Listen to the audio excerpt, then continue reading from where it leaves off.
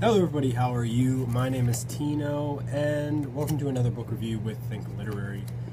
Today we're going to be talking about a pretty interesting book. That would be It Can't Happen Here by Sinclair Lewis. Now, the reason why I chose to read this book was because it depicts an America which turns into a fascist country.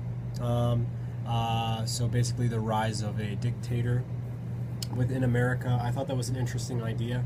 The book was nothing that I did not expect the book to be anything that it is, though. I thought it would be completely different.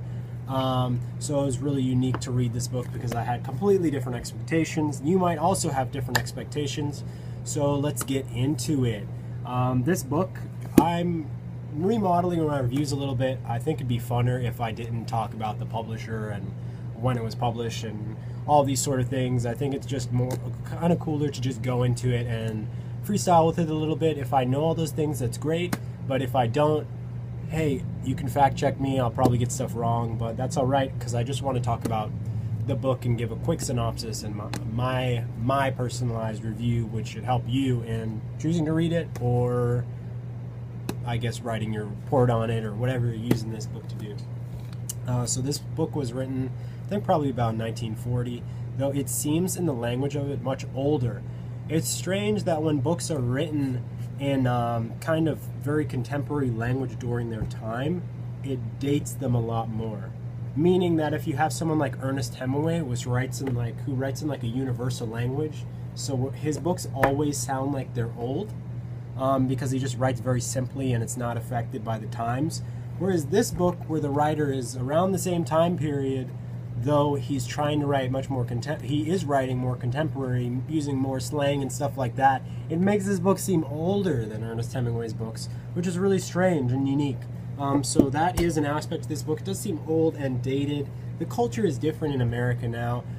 So whether you are an American citizen or you're reading this book and you live in a different country, you will see an America that is much different to our time in the language of the writer of Sinclair Lewis. Now, I have actually got mixed up the writer Sinclair Lewis with Lewis Sinclair. So I'm sure maybe some other of you have gotten mixed up with that as well. Just excuse me for a second. I'm getting over a cold. My nose is running a little bit. And I have mixed them up. It's funny because he's actually making comparisons, not to himself in that writer, but he brings them up during this book. And he plays a part in this, kind of, I wouldn't call it dystopian, but this altered future that's going on. The writer Lewis Sinclair, should I say, plays a part in that. So I guess he was a big deal back then. And I guess I feel like it couldn't be. I feel like it was pretty obvious if these two shared like a very similar name, just like mixed up. Like I said, the style that this is written in is contemporary to that time, but it does sound very old. It sounds like old-timey. It's like, when back in 1944. It sounds like that, like where you're like hear like an old broadcast and it's like, we went down to the shindig for a good time kickery. It's like you could easily read this book in that voice and it would make sense, and it would match. So that to me is annoying because I don't want to read a book like that. It just gets old, and this falls prey to that, in my opinion. It falls prey to the voice of the writer. And I also found that there wasn't that much. The plot was pretty spread out, meaning not that much happened during the book, but he's just talking for a long time. This writer really likes to write, and he'll just go on about something that, it seems like it'll take a really long time to describe something simple. And I'm not talking about his lyrical writing. It's not like he's describing nature in very beautiful, like wistful tones or anything like that. It's just he'll inject a lot of facts or a lot of like rephrasing of things into it, which I don't personally like, and I think is a drawback. Some things that I think are good about this book were that it's interesting. It paints a picture of America gone bad at a very specific time in our history. If you wrote a book like this today, it would come out completely different. There's completely different worries and fears that we have. I think the whole idea of the dictator coming up and being extremely like working class style is still around today. It's like, that's the whole idea of a dictator, would be somebody who comes from like very working class and uses that as leverage against the society. But as a whole, I think that it is unique for the time period it's written about. I found it hard to connect with the protagonist very much in this book. He was just coming from a completely different way, and I did find him to be pretentious, honestly. And I know that's like the viewpoint of all the bad guys in this book, to view him as pretentious, but he's just coming from this upper class New England lifestyle, and I don't connect with that personally. And I found that he was judgmental towards other people. Like, he was belittling to other characters in this book who are not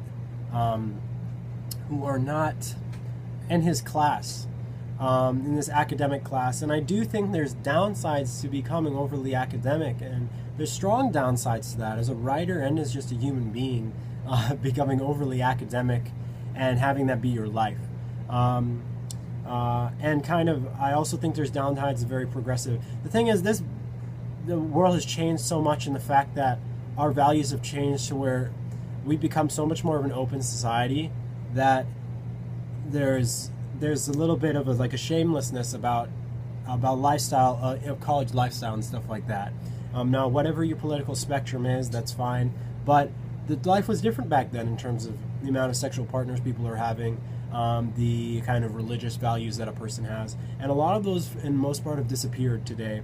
So I think that kind of ups the ante and makes things a little bit more extreme when you're talking about modern times. So I'd love to see a book like this written by a modern writer. I think it'd be really interesting. But as a whole, I'd say check out this book. A tip to you would be, don't get bogged down in it. This book took me a really long time to read, even though it's only like 350 pages, I think, this copy. But it took me like a week and a half to read, and that's just too long considering all the books that I have to read. So don't get bogged down with it. Move along. Skip over parts if you don't want to read it. Trust me, there wasn't that much said in those parts that are gonna alter the story that much. So that's my review for you. Check out the book. If you like it, let me know. The book is gonna be It Can't Happen Here with Sinclair Lewis. What do you think of that graphic? I think it's kind of cool. I actually didn't realize it was the American flag for a little while. It took me a little while to catch on to that. Yeah, check it out. My name is Tino. This has been Think Literary. I'll talk to you next time.